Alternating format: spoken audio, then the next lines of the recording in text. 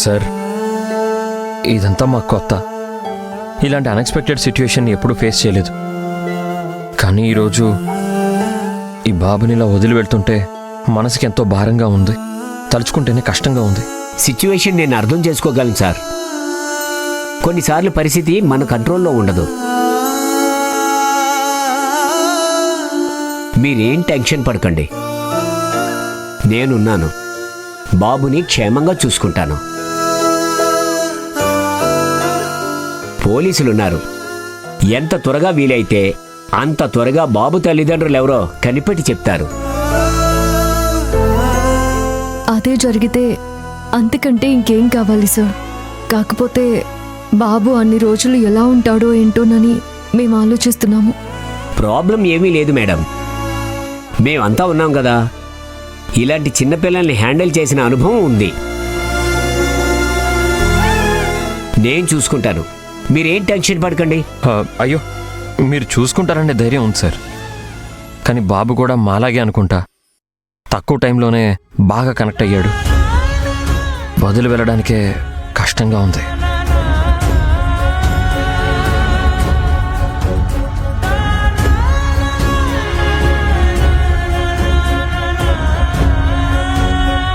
అవునండి, కానీ మీరేం ఆలోచించకండి. వీలైనంత తొందరలో బాబు చేరుకోవాల్సిన ప్లేస్కి చేరుకుంటాడు. అన్నట్టు ఇంకో విషయం, బాబు పేరెంట్స్ అని ఎవరైనా వచ్చినా కరెక్ట్గా వెరిఫై చేయకుండా పంపించను. ప్రూఫ్స్తో సహా వస్తేనే పంపిస్తాను. ఇలా అంటున్నానని తప్పుగా అనుకోకండి. బాబు వాళ్ళ పేరెంట్స్ రాకపోతే పరిస్థితి ఏంటి? ఎవరు చూసుకుంటారు?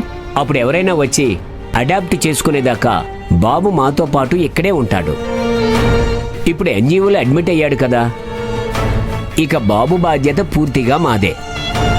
అమ్మయ్యా, ఇప్పుడు కొంచెం ధైర్యంగా ఉందండి. మేము కన్విన్స్ అయ్యాం. కానీ బాబు ఒప్పుకోవడమే కష్టం. బాగా అర్థమయ్యేలా చెప్పాలి. నానా, నువ్వు నా మాట వింటావు కదా? ఇలా చూడు, నువ్వు కొన్ని రోజులు ఇక్కడే ఉండాలిరా. అల్లరి చేయకూడదు, ముఖ్యంగా ఏడవకూడదు. నేను ఆంటీ అప్పుడప్పుడు నీకోసం వస్తూ ఉంటాం. నీకోసం ఐస్ క్రీమ్ కూడా తీసుకొస్తాం. నువ్వు ఇక్కడ సంతోషంగా అందరితో కలిసి ఆడుకుంటూ ఉండాలి. అర్థమైందా?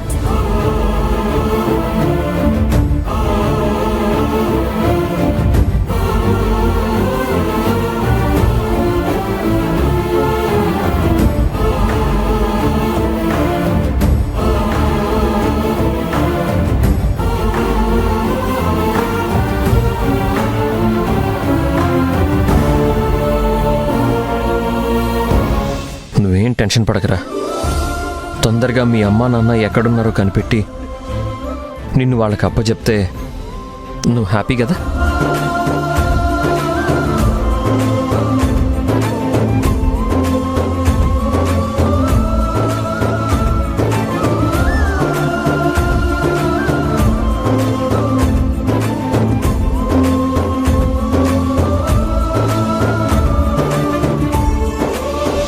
నీకు ఏం కావాలన్నా మాకు ఫోన్ చెయ్యి. వార్డెన్ అంకిల్కి చెప్పినా మేము నీ కోసం పరిగెత్తుకుంటూ వచ్చేస్తాం. నా బంగారు కొండవి నువ్వు. ఏది నవ్వుతూ ఒక్కసారి బాయ్ చెప్పు.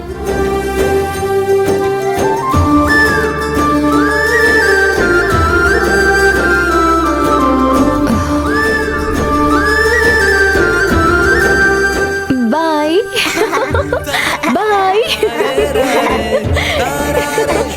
బాయ్ నా బంగారు కొండ.